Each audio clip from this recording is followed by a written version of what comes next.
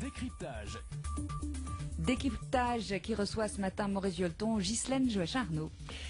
Les mots les plus en vogue depuis la rentrée, la crise, les restrictions, les difficultés, bref, ça ressemble à une grosse sinistrose.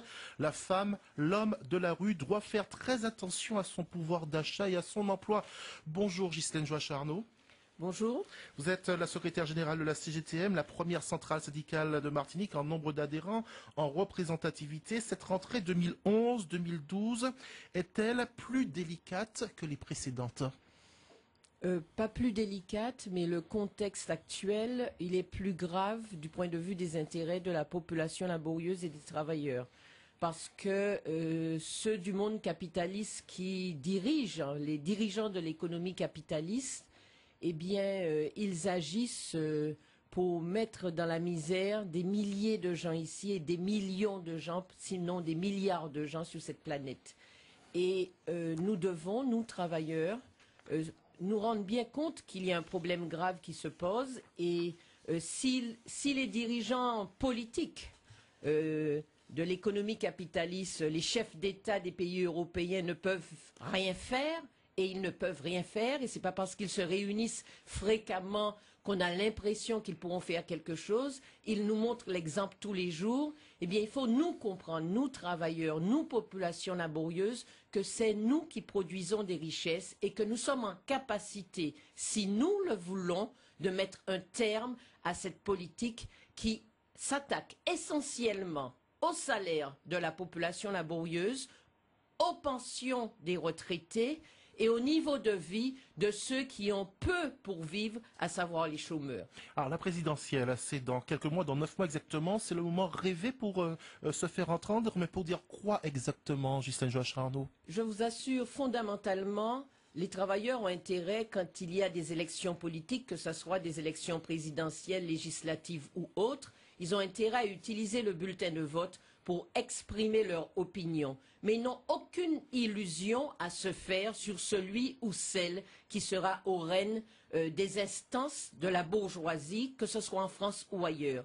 La question fondamentale aujourd'hui, celle qui préoccupe les travailleurs, c'est comment vivre, avec quoi je vis, qu'est-ce que j'ai pour nourrir mes enfants, comment je paie mon loyer. Et sur tout cela, eh bien, on voit que le pouvoir d'achat de la population, il diminue. Alors, il y a eu les événements de février 2009, on s'en souvient, à l'issue de ce mouvement, il y a eu le gouvernement qui a agi, il y a Nicolas Sarkozy qui est monté au créneau, on se souvient de ce CIOM, ce SIOM, le Conseil interministériel pour l'Outre-mer, avec 140 mesures destinées à relancer l'économie martiniquaise, destinées également à améliorer le quotidien des Martiniquais. L'avez-vous mesuré, cette amélioration ? Eh bien, je crois qu'il ne faut pas nier ce que nous avons fait. Et c'est vrai que les milliers de gens qui étaient dans la rue ont obtenu un certain nombre de choses. Et jusqu'à aujourd'hui, on voit des dizaines de personnes qui viennent à la maison des syndicats pour remplir leurs documents pour leur RSTA. Donc c'est vrai qu'un certain nombre de gens de la population ont obtenu quelques euros supplémentaires, 200 pour ceux qui avaient les revenus les plus bas, ils ont obtenu cela. Mais la vie, elle continue. Je veux dire par là que les maîtres de l'économie, les exploiteurs, les profiteurs, c'est eux qui sont maîtres du marché et tout ce dont nous avons besoin pour vivre augmente. Et donc, c'est un éternel recommencement, mais justement, cet éternel recommencement nous montre que nous, travailleurs, il ne faut pas simplement viser à avoir une augmentation de salaire ou augmenter les revenus des pensions, etc. Il faut aussi viser plus loin que cela.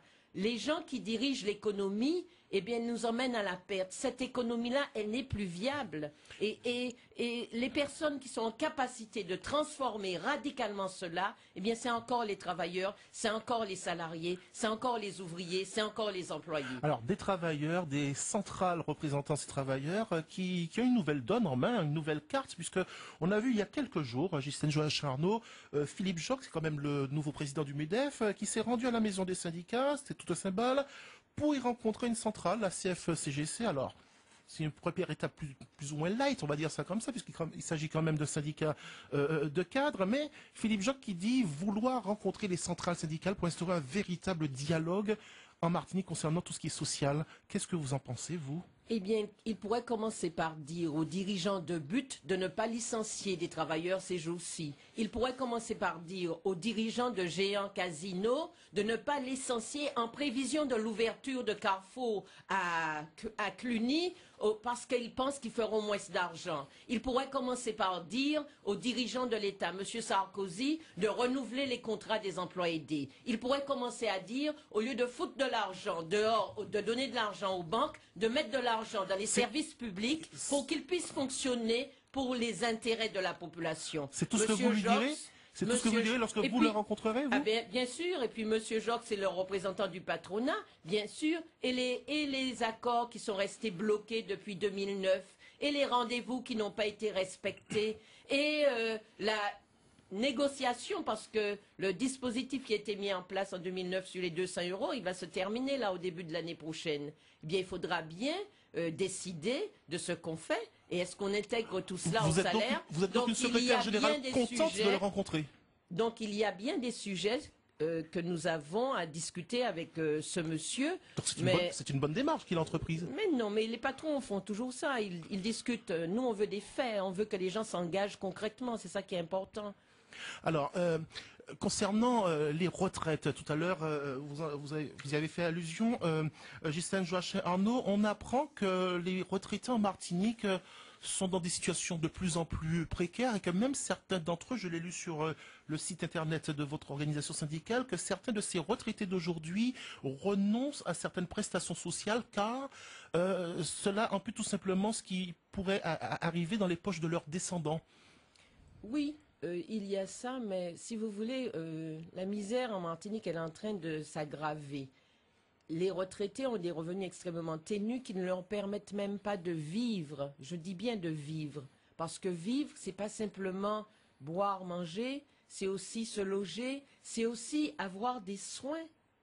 Avoir des soins, pouvoir se payer des soins chez le dentiste, des soins chez l'oculiste, c'est tout ça.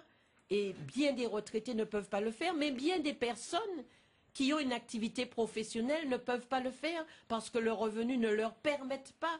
Et donc c'est ça le véritable problème. Alors d'un côté, dans la société, on voit des milliards qui partent en fumée pour donner aux banques. Les chefs d'État n'ont pas d'argent pour ce qui correspond aux intérêts de la population. Et puis ils en ont pour donner aux banques qui continuent à faire pression et qui continueront à faire pression tant qu'il n'y aura pas une révolte du monde du travail. Le travailleur, le salarié à Martinique ne peut donc pas avoir le sourire, selon vous, dans ce contexte? Bien, vous savez, on a le sourire. Avoir le sourire, on a le sourire avec ses amis, avec sa famille. Mais avoir le sourire, ça ne donne pas à boire et à manger. Et pour avoir le boire et manger, il faut se battre. C'est pas du tout ce que dit Contact Entreprise avec ce sondage qui estime que 82% des salariés du privé sont heureux, sont contents de leur entreprise. Enfin bref, ils sont libres de dire ce qu'ils veulent. Hein. Chacun il y a une liberté d'opinion, donc ça c'est leur opinion, c'est pas celle de la majorité des salariés en tout cas. Si vous avez été à l'écoute de nos programmes, Ghislaine Joachim-Arnaud, il y a 2 jours nous avons reçu Manuel Baudouin, le président de la CCI, mais avec lui nous avons abordé la question de l'avenir des structures portuaires et aéroportuaires. Ce sera une grande chance pour la Martinique que nous soyons désignés comme hub en prévision de l'ouverture du 3e canal du Panama. Mais il a quand même évoqué cette lourdeur sociale sur la Martinique qui pourrait peser sur le choix de notre île. Que pensez-vous, encore une fois, de cette fameuse sanctuarisation du port? Qu'en pensez-vous? Il faut y arriver? Enfin, la lourdeur sociale, allons parler d'un langage décodé. Hein. La lourdeur sociale, c'est la crainte que les travailleurs se fassent respecter. Eh bien oui, il faut que les travailleurs se fassent respecter parce qu'il n'est pas question que nous, en tout cas, en qualité de responsables syndicaux, que nous disions aux travailleurs de se croiser les bras. Non, il faudra se battre. Et justement, quand on écoute tout ce qui se passe là aujourd'hui, les dirigeants politiques sont intéressés par leur mandat, leur ceci, leur cela.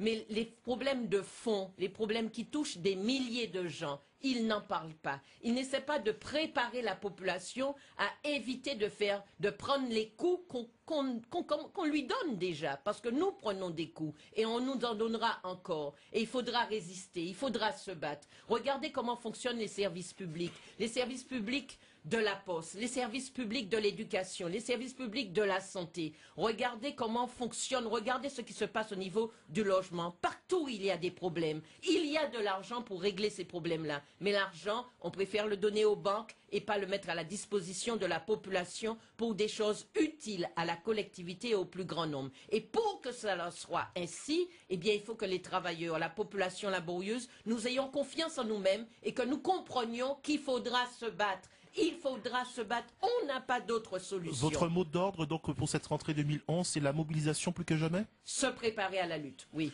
Merci d'avoir été ce matin avec nous, Ghislaine Joachim-Arnaud. On rappelle que vous êtes la secrétaire générale de la CGTM, première centrale martiniquaise. Bonne journée à vous. Merci. Au revoir. Décryptage. Merci à Maurice Violeton, merci à Ghislaine Joachim-Arnaud. Des gens qui dirigent l'économie nous emmènent à sa perte. Les gens qui dirigent l'économie nous emmènent à sa perte. Cette économie n'est plus viable. Et pour vous, Ghislaine Joachim-Arnaud, la réponse à tous ces maux, ce sont les travailleurs, les ouvriers.